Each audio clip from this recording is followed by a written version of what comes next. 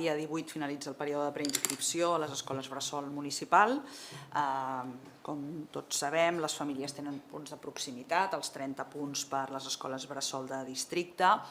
però també tots crec que considerem que el districte és una unitat administrativa però que no respon exactament al que seria el barri humà, on fem vida,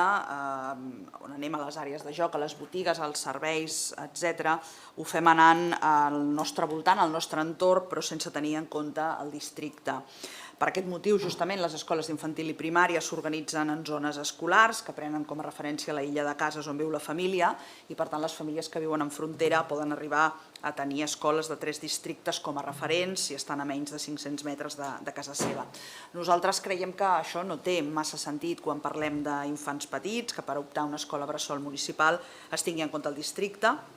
perquè no dona resposta a determinades casuístiques, per exemple, els barris que no disposen d'escola bressol, que són 7 a tota la ciutat. En molts casos, la més propera està al districte del costat, si l'habitatge habitual és fronterer,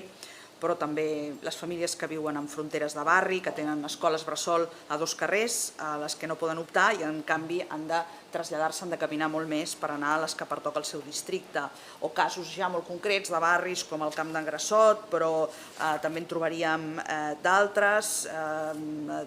definitiva, Sant Andreu, Turó de la Peira, La Porta o Guineueta, que també es troben amb aquesta dificultat. Nosaltres creiem que el sistema actual podia tenir sentit fa uns anys, però que ara convé posar-lo al dia i que ha quedat obsolet per adaptar les necessitats reals i, per tant, el que demanem en aquest prec és que es replantegi la zona d'influència de les escoles bressol municipals per tal que la propera preinscripció, és a dir, el del curs 23-24, sigui la proximitat a domicili i no del districte municipal i que això sigui el que es té en compte a l'hora d'atorgar la puntuació a les famílies. Gràcies.